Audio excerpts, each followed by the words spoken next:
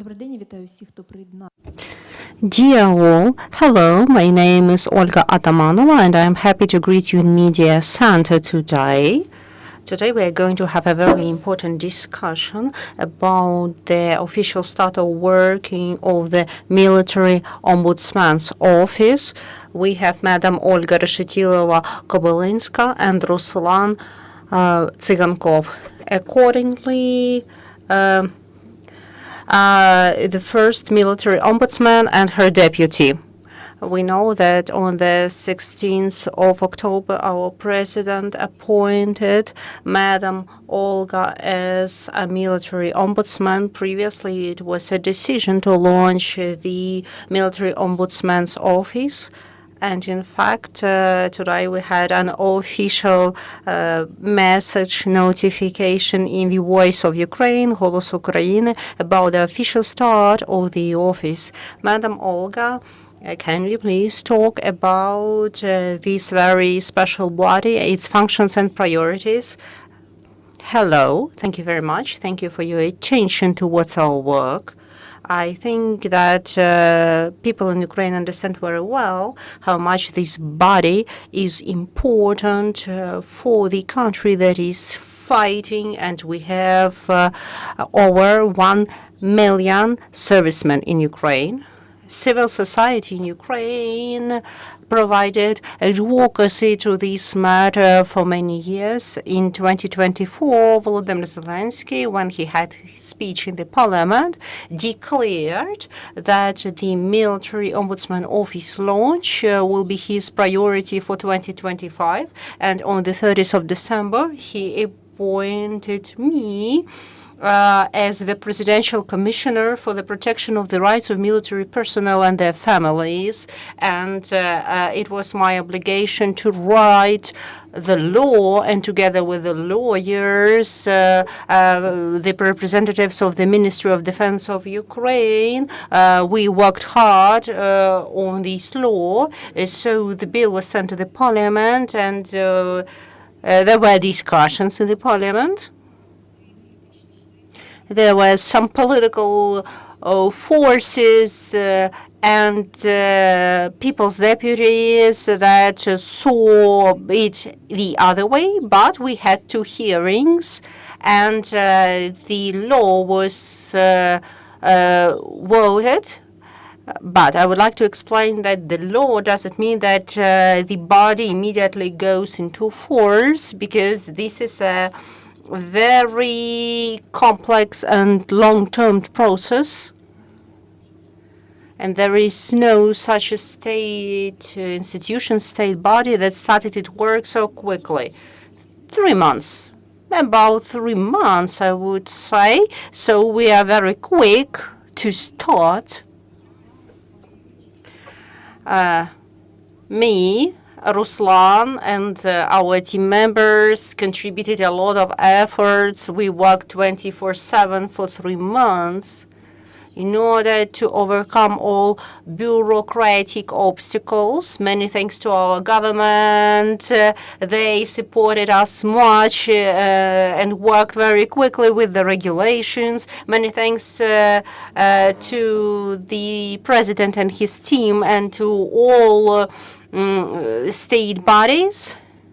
In general, I have a feeling that the states understands very well the necessity of having our office. Now our servicemen, they just can't wait anymore.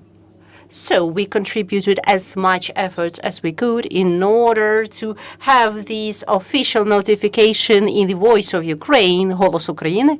And this is the day we start our official work. I think that we will talk to you in detail, because we are going to work in accordance with the law on the military ombudsman's military ombudsmans. Okay, now you can have a look at the screen, and according to the law, military ombudsman can have the first deputy and 2 deputies. Now we have only first deputy, and it's quite rational. because we need to start our work and to understand where actually we need more deputies, at what fields of work, and as other state bodies, we work with quite restrained budget. We have 43 million less in the budget than we asked, and it means that we need to take not as much stuff as we would like to have. 150 is maximum, but I think that we won't be able to hire more than 80 people. But we will apply for the budget changes because we have so much work to do ahead of us. On Saturday and Sunday, we got around 250 requests. Oh, excuse me, please, 320. We get request 110 to 130 requests from servicemen and their family members, and I expect that the numbers will grow. This is really huge. And we are out of time, and we are building algorithms very quickly. We teach our team a few more words about the team. We will have 3 main departments in our office: the Department of Complaints and Inspections, 2 sub-departments, the sub-departments where the complaints will be sent, and the team will require where the inspections should be appointed. Then the first sub-department starts to work, and the inspection is appointed. The inspection takes place, and then the recommendations appear. The second department, the legal department, it's not about office only. It's also about working on regulations, maybe some law-changing things, also cooperation with law enforcement agencies, because in case we detect criminal violation, we must immediately inform law enforcement agencies, but we are not going, just to send them information. We also would like maybe not to control, but accompany this application and observe how the investigation is going on, how effective it is.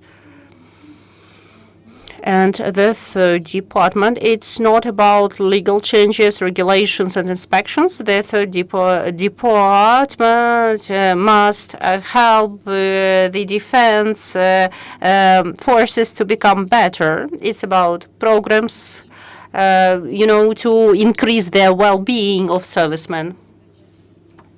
It's about medicine, for example, some innovations within the battle prep. There are adaptive courses for new recruits in order to stabilize them, to help them adapt. Also, there will be a sub-department here, and they will consider the rights of the servicemen when the servicemen are working according to the obligations. We have servicemen in this department already. So these are 3 main departments. I think that for journalists, it's really important to know. I would like to tell you about the people. A responsible Tatiana Nakonechnik is here. She will help with she will help media to get access to our office. They will communicate with media. We pay a lot of attention towards an international media cooperation. We have a lot of requests from colleagues from the military ombudsman's offices from around the world. They're very interested in coming to Ukraine. So, in general, we have a Bureau of International Cooperation. We had yesterday a meeting with the diplomats. They're very interested in our institution, and we are ready to share our experience with our international partners. Also, the Bureau of Documents and Regulations, a registration of correspondence, the complaints, and this is extremely important not to lose any complaint. We need professionals here, and as you understand, all other departments. So this is the structure. We can change it by the official decision by the military ombudsman. And of course, there will be changes because the sub-department of the complaints, the load is huge, very few people. So we will need to bring some changes here. But people learn how to do it quickly, and I have a strong trust over them. Thank you very much. You mentioned about the inspections, and that's why now I would like to talk about the functions and powers. And what is so specifics about your position? What is the difference between presidential commissioner and military ombudsman? I suppose that Ruslan will talk about the inspections. Okay, you asked about differences. The presidential commissioner is about consultancy and providing advice. At that moment, when I was appointed, I understood that the protection of rights of servicemen is huge. And when I was a commissioner, we started the unified email. We work with the requests through this email. Since today, now we introduce the law on the military ombudsmans.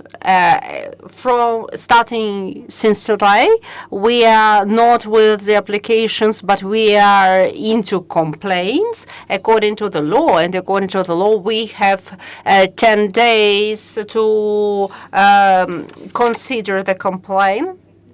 And if there is a threat to health or to life of the serviceman, we have 3 days only.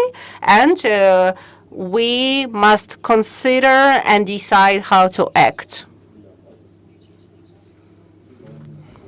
Ruslan will tell you more about the inspections and the procedure. Hello. Speaking of inspections based on the complaints, Olga has explained the terms and the duration, why we did it in this way. We want to act and react immediately. At this moment, according to the statutes, the serviceman can't send applications. He can send complaints only. This exists in our legislation. As Olga mentioned, after military ombudsman or his or her deputy makes a decision that the inspection must take place. There is an official decision to do so. About the inspection, the notification, the notice that the inspection, this official document will be sent actually to the body that should be inspected. We think should we just check the documents or, have a physical visit? I think that we will have 50-50 situations. Check-ins, we will be inspecting just documents or have field visits. It's, the question of a resource. When we are providing the inspection, according to the law, there are inspectors, and they can require some documents. They can inspect the neighborhood. They can inspect the military unit. For example, it's very similar to the Ministry of Defense and its requirements towards the internal, like domestic investigations. And, of course, the questionnaire over the servicemen. 30 days, this is the term. If we think that we need to expand the duration of the inspection, it's possible. It will be like 30 days more increase, but it will be quite unique. I don't think that this will be frequent. Like 60 days. I think this will be a rare case. Also, according to the legislation, if we enter the case where the systematic approach is needed, of course, we need more time in this case. Afterwards, there is a resolution. This is sent to the object of inspection or to the upper body of military management in order to make it work right.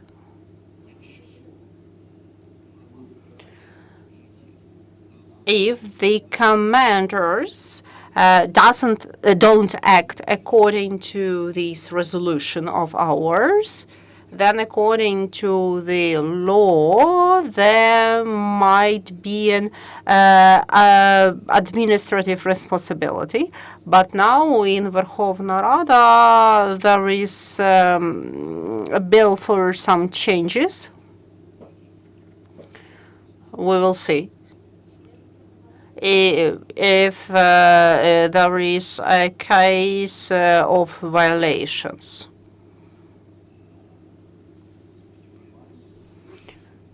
I do hope that Parliament will support us. I would like to add that this law is actually blocked by so many amendments by people's deputies. 1,089 amendments.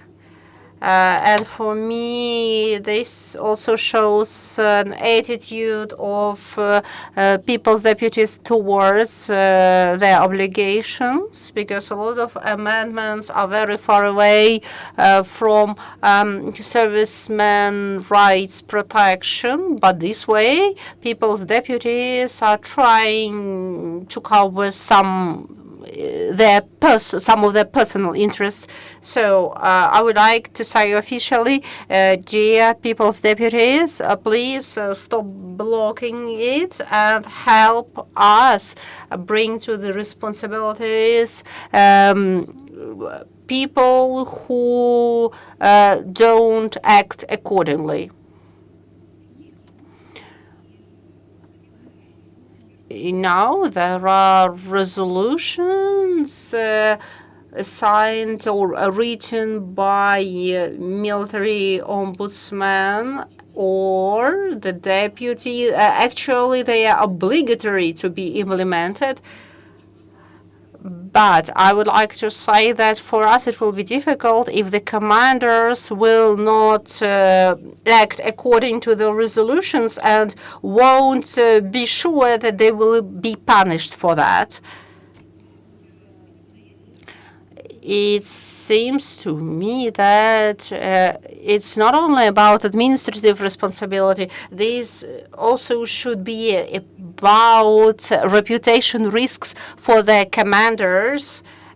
That's why, in case we have more tools, thanks to this bill, this will influence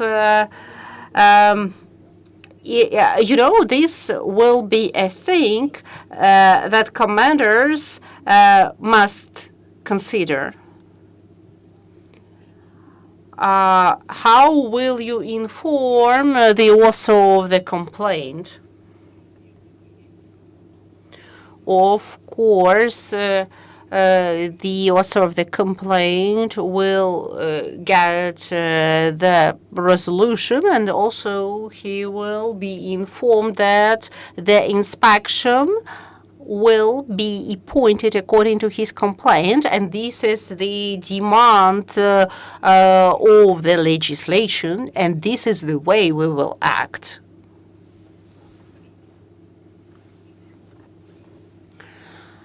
Since today we are going to do the following. The main challenge is how to minimize the sending and the resending of complaints. It's really a challenge on the national level because it is stated in the law, and we will try to consider the complaints by ourselves, not to resend. Of course, now our team is small, but I do hope that we will have more people. We will try to influence quickly on the improvement of the serviceman situation. When we worked on the structure, and thanks to Madam Olga, she supported the initiative. So, we had a long way. The resending can't be fully excluded if it's not specifically about the obligations of the military ombudsman. That's why the main subject of the law is the serviceman and his service. The inaction or action of commander is not. It's about the reaction of the military ombudsman's office. I analyzed that the complaints we get. There are a lot of complaints, that are not about the military service. It's about local governments and even courts. We can't influence this. And by the way, it's not allowed by other laws, so it's illegal for us to act in these matters. Okay, let's talk about the people who actually are allowed and can send complaints to you. The servicemen only, or the family members, or who else? According to the law, the main subject is servicemen. Also, other people from the law enforcement agencies that participate directly in military service, and Parliament supported this because, for example, National Police also participates. What about National Guard? National Guard is about military service. But special police forces are at the battlefield.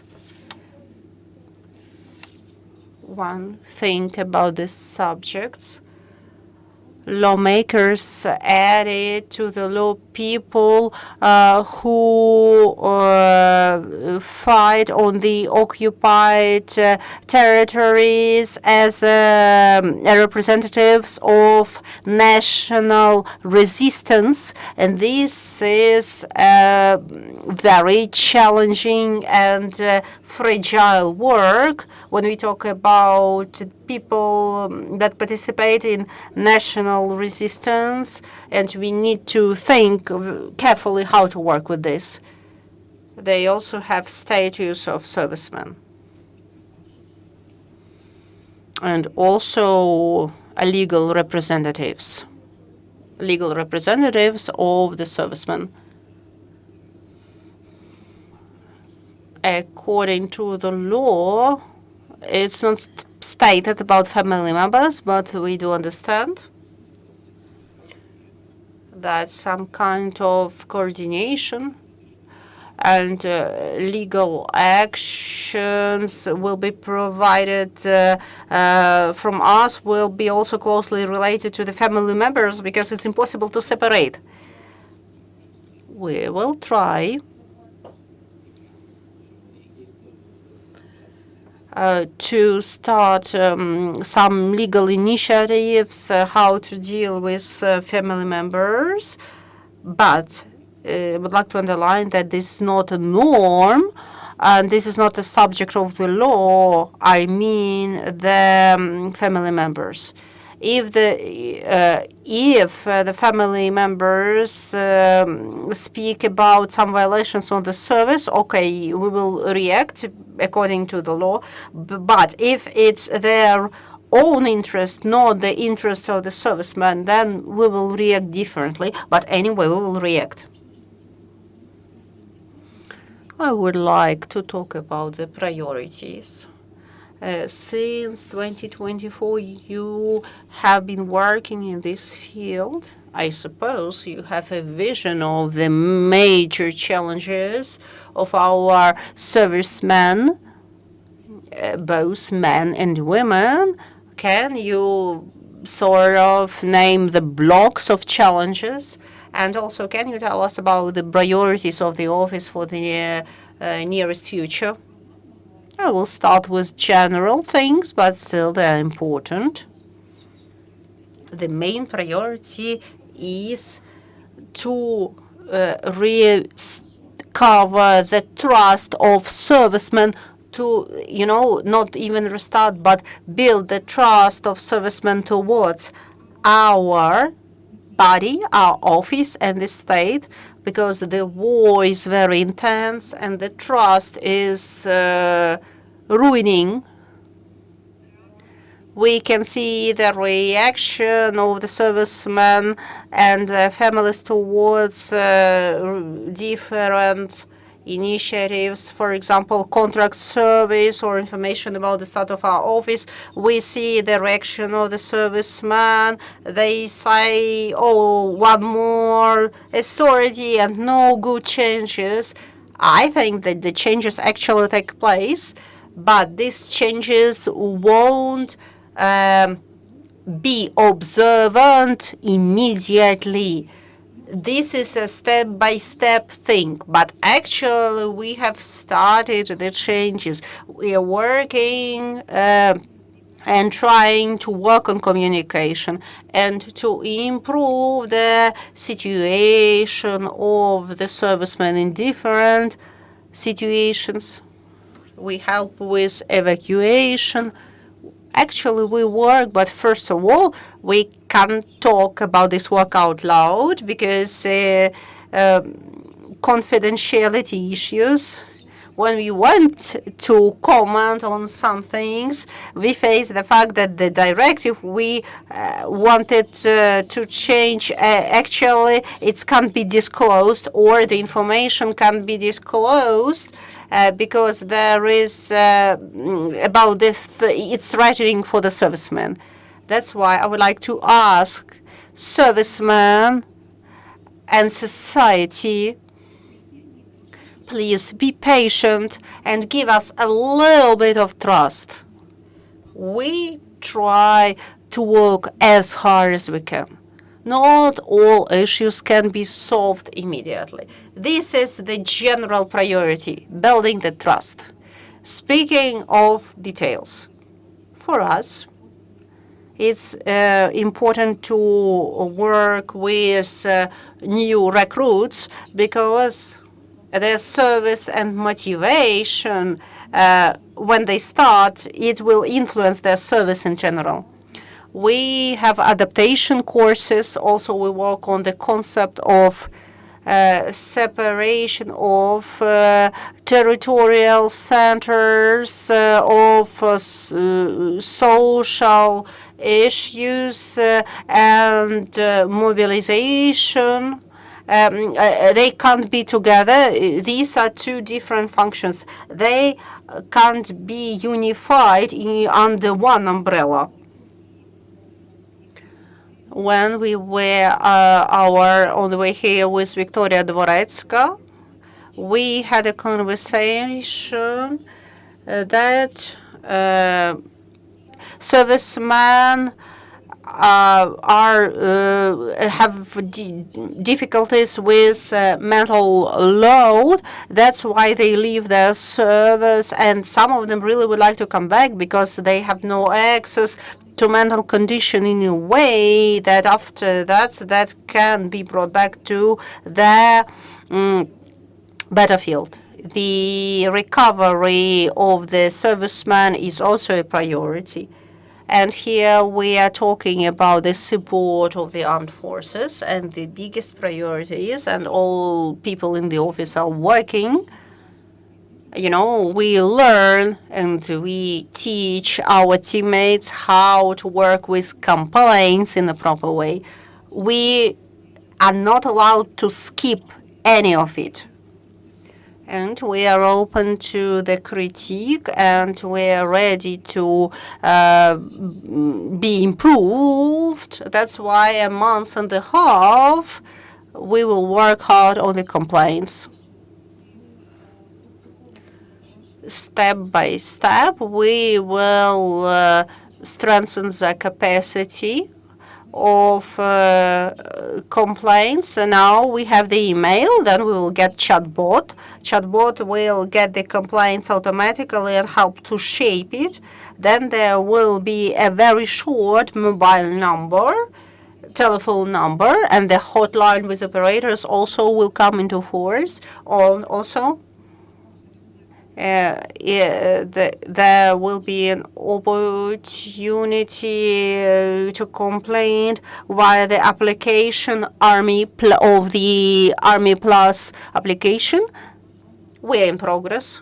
We'll try to make these processes as much as possible automatic, and also analytics, because we must see where are the challenges of the department, military units, whom we call problematic. A problematic military unit is there must be channels to signal to the military units so that the servicemen have mental issues, and this will influence the capacity to deliver military service. So we work with complaints, and our results are sent to those who are responsible among state management or military commanders in order to help servicemen to be effective. So, as I understand, now our servicemen can send complaints via emails. Yes, email. In 2 weeks, we will have chatbot, and up to March Army Plus. Today, our website was launched. mil.omb.gov.ua. This is how it's called. Our website is open, and you can read our news, and also Facebook, Instagram, Twitter. We will be happy to get new followers, especially from media people. We have a separate channel to communicate with media, email for media. All this information is posted on our website, and we are transparent and open for communication. Now, dear colleagues, should you have any questions, please ask. You will be able to ask right now.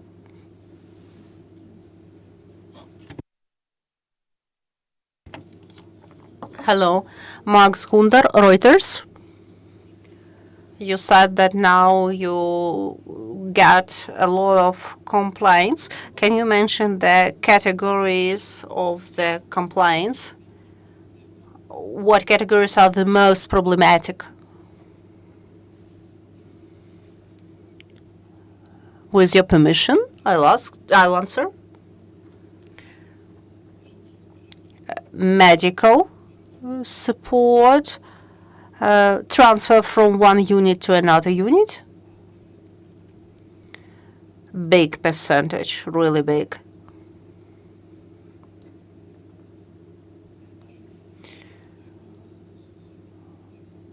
Also staying at the positions, I mean the battlefield, actually not a big percentage. But this happens maybe because people are at the battlefield and they physically can't send complaints about this. Also, questions about coming back from illegal leaving the position. Then injustice coming from the commander about appointment or non-appointment.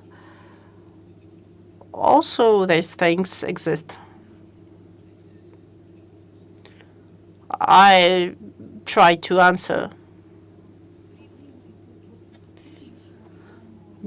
Beyond this, we have so to say, mass complaints. We frequently have a lot of complaints when, for example, the unit is transforming or new commander is coming. This also is negative for the serviceman because this is an issue of uncertainty. And for me, this uncertainty influences badly. It's about the terms of service and the situation when you don't know where you will go tomorrow and you don't know what is going on when you are sent to the new military unit. It's all about lack of communication. That's why our sub-department will work on military mediation. This is our priority too. Very frequently, what we have done before, it was about mediation. We have servicemen from one unit or representatives of different units. We have them at one table and try to help them to find compromise. But speaking of major claims, and we have claims from servicemen that are at their positions far too long. Today we got their complaint about 2 women. They are at the position for a very long time, and now they have healthcare problems. We are talking a lot about gender equality, but we're very close to gender equality between men and women, close to the battlefield, but it seems to me that our society hasn't realized it fully. And if we start talking about the general registration of women, but it will get negative feedback. But we must understand that now we have so many women in the armed forces, and we will have a team. We really would like to change the discourse on gender equality, because we must think how to provide this gender equality for so many women that are already at the positions and in the armed forces. How to invite and engage more women in the armed forces. The problem is that the stereotype is gender equality is about harassment, but we must think about other things, about professional growth of women in the army, at the battlefield. That is our aim, to change the discourse. A lot of things have been done in this field, and we will do this together with NGOs. Any more questions?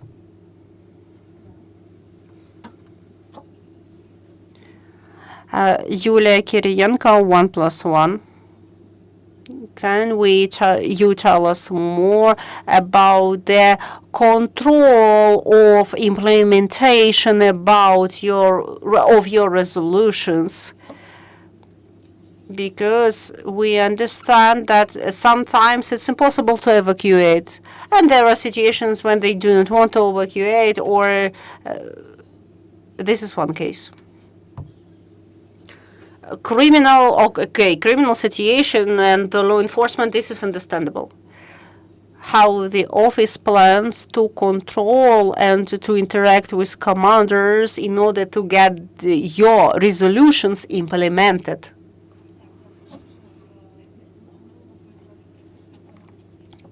So we call it resolution. At this moment, it wasn't adopted legally, then Ombudsman can directly put the responsibility to those. Actually, this is about the military commanders now, the highest military commanders. We are controlling these complaints, and we not only send letters, we control how the resolution is implemented, and we'll try to influence to get the result. I won't cheat you here. There are some negative examples, and we have some commanders that consciously do not want not only implement our resolutions, but they also disobey the verdicts of the court, because they think that they're so cool that they're almost gods. But we will fight this situation.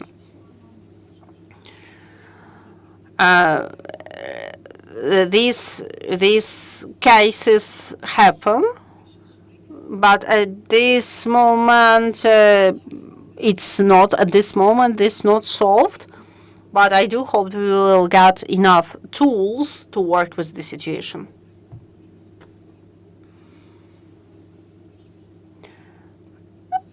What is the reaction of the commanders towards our newly launched body?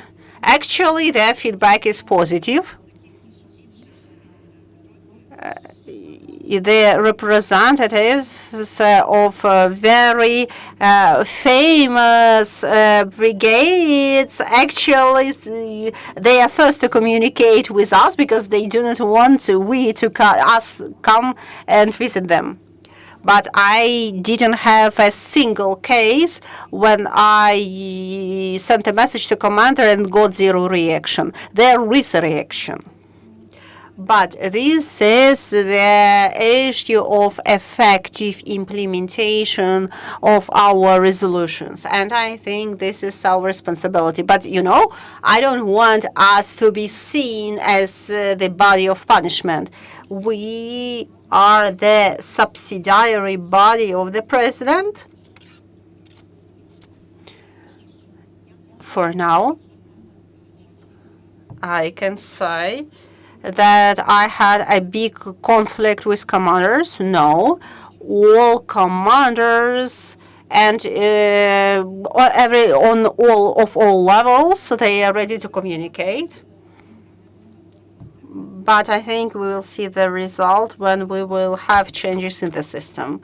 At that point, I will tell you we achieved the systematic change. Every resolution that will be sent to military unit, it will be supervised, it will be controlled about the implementation. For this, we have a special department to work on this.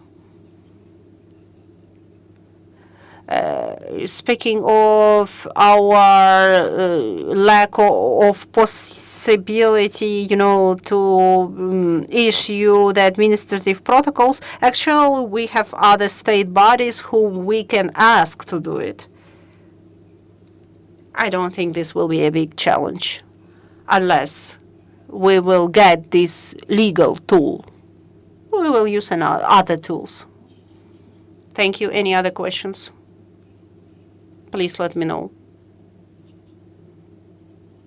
It seems to me we answered all the questions, so I would like to sincerely say thank you so much for sharing the details about the topic that is so concerning for all of us. I would like to wish you good luck, and I do hope that the rights of our servicemen, men and women, will be in good hands. And many thanks to our armed forces of Ukraine. Thanks to them, we're here. Glory to Ukraine.